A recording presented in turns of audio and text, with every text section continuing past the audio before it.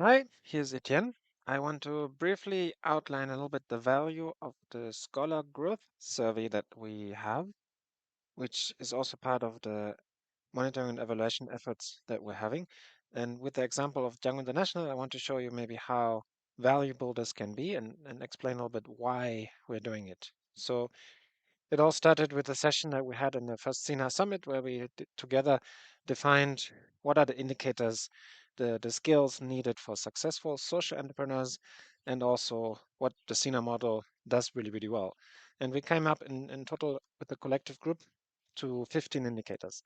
Some of them then later we combined. We looked for literature, meaning proven ways of how to measure these kind of indicators, and we developed then out of that a survey, given different questions that measure these kind of things from already existing surveys. And that's the current Scholar Growth Survey, which looks like this. So there's about 70 questions. Mostly you there's a statement, and then you answer how much, or the scholars answer how much they agree, totally, mostly, or disagree, totally, mostly, and so on.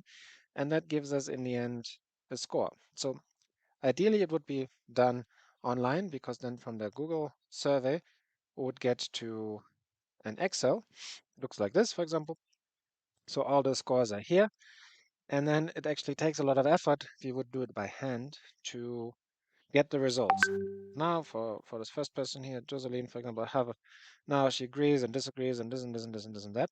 So now I could by hand look through and understand, well, what are the different scores? How well is she doing on self-esteem, for example? And that's where we automated it. We actually have programmed a program that does this automatically. So if I have this list here, um, which is called this name, so I just copy that name, uh, yeah, copy it. Then I can open this program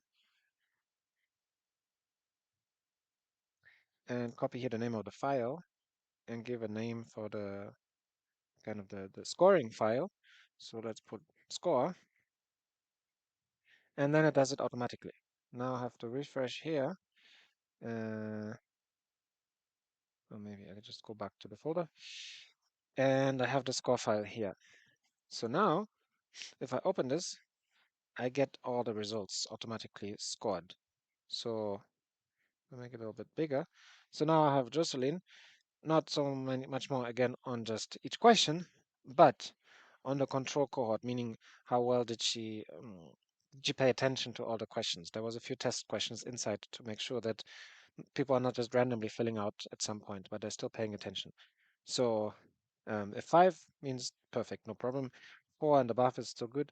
3 and less than 3.5, I would cross-check what results were there. Maybe there was some things that the person didn't speak English or things like that. So here I have now all the results on the indicator of conscientiousness. How is she scoring?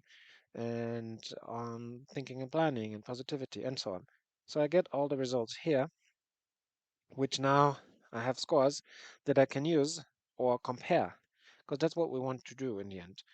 If we have just one point of data, how much am I weighing today, then it doesn't tell me anything. Only if I know how much was I weighing last week, do I know have I gained weight or have I lost weight. So that's then where we have to do the survey again. And ideally, we do it at the beginning of applied in the first few days, and maybe after applied, and maybe again after concentration stage, and maybe again after a few years, so that we can see the change over time. And we did this for the first time with Django International for the cohort of June until August. So here are all the people. I've removed their names to make it more confidential, but these are all the people. So I can see now what were the changes, because here I have all the scores from before applied, and here I have all the scores after applied, and then I can see what are the differences. So for example, on planning and conscientiousness, this person increased 5.6 or 5.56 points, and but decreased, this person decreased by 5 points, and here this person increased by 11 points, and so on. So in the end, I can have the total score for the whole cohort or the whole group, this applied group of June 2022 of Django International overall kind of increased conscientiousness by 2.7 points and increased planning and thinking skills by 12.4 points, and so on. So everything increased, which is great. That means that applied had a positive outcome on the scholars. They see that they have grown, and overall everything increased, which is great. Not every person increased on everything. Some even decreased. So that's something that we have to look into why. But overall, and I had some feedback conversations with the trainers, it matches also the observations of the trainers. The ones that maybe decreased on some issues, I asked them potentially why, and maybe they had relationship issues, or maybe they kind of figured out it wasn't really so much their thing and kind of almost dropped out, and then were not reinvited, and so on. So there might be some reasons why, but overall, in the end, it increased. And then we can see, is that significant? For statistics, there's specific increase that is significant. There's specific increases that are maybe not big enough to be significant, because it can be like a measurement error, meaning maybe the person was on a good mood this day, and then the score is a little bit higher because the person was on a better mood on the second time filling out the survey than on the first time. So it's not really saying much about increase in the skills, but maybe more about the mood and so on. But if I have enough respondents, and here they are about what, 20, then it's going to equal this out somehow. So um, above a specific point suggested by literature, like here, if it is above 11 points, it is significant. And the change was here 12 points. So actually, Django International had a significant positive outcome on planning and thinking skills in applied for this cohort. And here it's significant if it is above 3.8. So it is significant. So on the end, all were significant, apart from this first one, which is the conscientiousness, which needs to be higher than 3.8, but it was only 2.7. But that's potentially totally fine, because conscientiousness is not maybe something so much relevant in applied, but it comes a little bit later. If you want to know more what they mean, there's a small description here, um, and you can see what the indicators mean. And what we want to do now with all this is great for Django International. So now we have kind of an evidence that can be used for communication, for fundraising, and so on, that we're actually positively impacting the scholars on all these different sets of indicators. So you can also use that for your own communication, for monitoring and evaluation, to prove the impact that you're creating through the empowerment program. That's number one. But also we want to find out, if we're doing this now in all the SINAs, maybe Django International is really, really strong, let's see, on planning and thinking. And maybe another SINA is not so strong on planning and thinking.